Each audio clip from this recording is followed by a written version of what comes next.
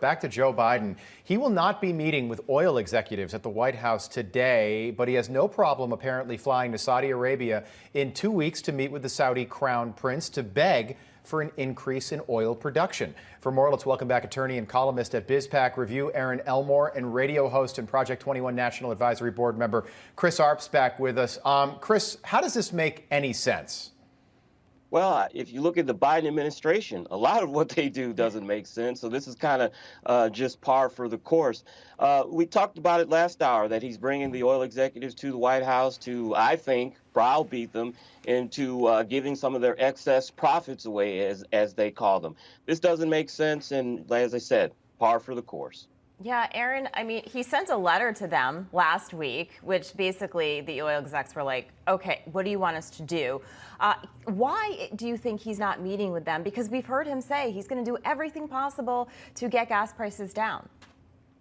Because our president doesn't want to be in touch with the realities of what's going on in our country. Instead, he wants the optics of going to the Middle East and trying to put on a show that he's, air quotes, trying to do something to help the American people. But as we know, the damage has already been done. He closed the Keystone Pipeline.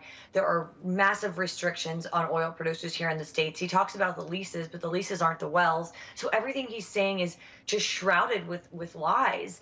And so if he has to sit down and meet with these people, they're going to try to present real life actual solutions to help the American people. And that's not what he wants, because he wants to push this Green New Deal agenda that's just not working. And it's not, we don't have the proper infrastructure, and we don't have anything really in place to implement the policies that they want to employ. And so this is really a massive problem for Joe Biden. Instead of addressing it, he deflects with Ukraine and the alliteration of Putin's price hike. But we all know that that's not what is going on here at home. And the people are feeling it at the pump. And by the way, I just looked it up. We were talking about the Westminster Dog Show and the barrels around the St. Bernard's neck. They say it's a long Swiss tradition of brandy. So now you have your answer. You guys were telling me, you were like, right. It's not He booze. said I was like, no, it's like, I know it's some kind of booze. It was like, because brandy, because it's so cold, it was supposed to be like, it's freezing out, you know, have a little winter warmer, that type of thing.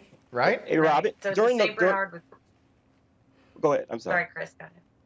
I was saying, if you watch some of the old Warner Brother cartoons, when they'd have the St. Bernard with the barrel around his neck, right.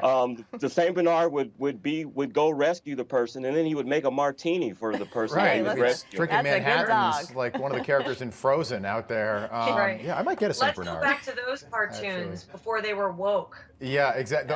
Those old ones, totally. By the way, on what planet? So on Inauguration Day, gas was $2.39 a gallon. If they lowered it by 18 cents when it was $2.39, I would have been like, this is awesome. Like, you know, I can go wherever I want this summer and not worry about it. Tickets to fly somewhere would be cheap again. 18 cents, not a lot of money. I told this story this morning in the newsroom, but I gave a homeless guy, all I had in my pocket was a nickel, right? So I walked by and he had a cup, and I put a nickel in, and then I just continued walking. And I heard him say, as I walked by, he goes, "A nickel?" And I was like, that's, you know, I just felt bad, because I was like, that's all I had. Like, I literally, all I had was one nickel. But if a homeless guy thinks a nickel's not very much, right, you know, Americans that have jobs and are working every day don't think 18 cents is very much. The administration, though, let's not forget, Aaron, it was a year ago. Look at this tweet. 4th of July weekend 1 year ago, when Dr. Fauci said, if you're wearing a mask, you can go outside with your family, maybe for a few minutes. They literally told us that we could go outside on the 4th of July. But the administration said, guess what? We're doing such a good job that we are going to save you 16 cents over what you paid in last year's 4th of July barbecue. Now, they seem to think, at least some people in the administration, that 18 cents is a lot of money. Jennifer Granholm says it's not. Karine Jean-Pierre says it is. Take a listen. What do you say to lawmakers who are already calling this federal gas tax holiday a gimmick and saying, best case scenario, it'll save drivers about $20 a month? Well, there's no doubt this is a modest, if it were just the federal gas tax, right, 18 cents is a modest, a modest amount. We're talking about, 18 cents per gallon, which is going to go a long way. If you look at the average of states, that's 30 cents. Just looking at those two things, that's almost 50 cents. That's going to go a long way for 3 months. If she was the press secretary and it was 1950, That still wouldn't go a long way. We're talking about 50 cents. That's half a candy bar almost. They said best case scenario $20 a month. It's really more like $10 a month. It is so embarrassing that they're trying to push this agenda of these small nominal amounts as significant. And by the way, when President Trump created a massive tax cut that actually infused cash into our economy, helped people hire more employees, and really did create the great economy that we had under President Trump. Do you remember what Nancy Pelosi called President Trump's tax cut, which was thousands of dollars? She called that crumbs. So what are we talking about here? If thousands of dollars are crumbs and now they're splitting hairs, well, 18 cents, 30 cents, 50 cents, $20 a month, how do they have the audacity to try to spin this? I mean, it's almost like they don't look back at anything they said less than 18 months ago. Yeah. This is actually crumbs. And we've all been what so President gaslit, Trump. Chris, that we're like, we have to say, oh, well, $10 a month. I'll take whatever I can get. You know what? Honestly, keep it. Keep it. Keep gas at $4.94 a gallon where it is today. I don't need it at $4.75 a gallon. Keep it. All right. Do something legitimate for the American people. And we played this clip yesterday on the radio show. You know who else called it a gimmick back in 2008? Candidate Barack Obama, when Senator John McCain suggested maybe a gas tax holiday. We all know this is not going anywhere. Steny Hoyer and Nancy Pelosi have both said that they don't agree with this.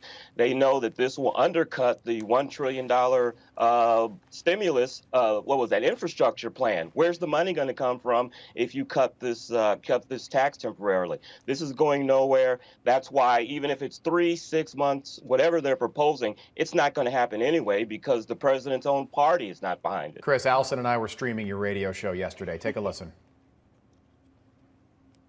But for us to suggest that 30 cents a day for 3 months is real relief, that's a real energy policy, means that we are not tackling the problem that has to be tackled.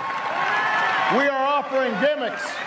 When we're offering the same thing that John McCain's offering on the cheap, that means we're not presenting a truthful response to the challenges that we face in America. We can do better than that this time.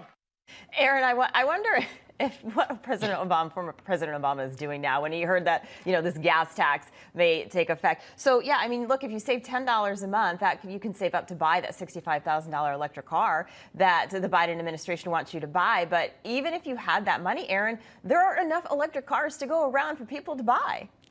And the batteries are made in communist China with slave labor. By the way, watching that 2008 clip of Barack Obama, thought a few things.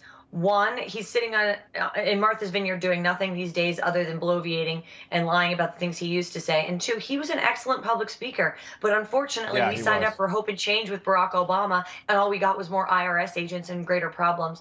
But what he said then, I would love someone to ask him how he feels about that now. But we already know it'll just be more gaslighting, more lies. And he'll say something like Trump, Trump, Trump 3 times like you say Beetlejuice and think that it can negate all of the things he said before and they don't matter anymore. Yeah, by the way, so that was 2008. That's not 2012. He was a senator at that time.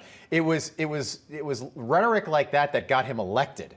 Absolutely. It was rhetoric like that got him elected. He beat John McCain with talk like that. And now we want, and by the way, McCain was proposing it would have been a 30-cent gas tax holiday. Today it's only 18.4 cents. 30 sounds a little better, but when you're talking about $5 a gallon for gas, it doesn't make that big a difference. Chris, I want to go all the way back to where we started.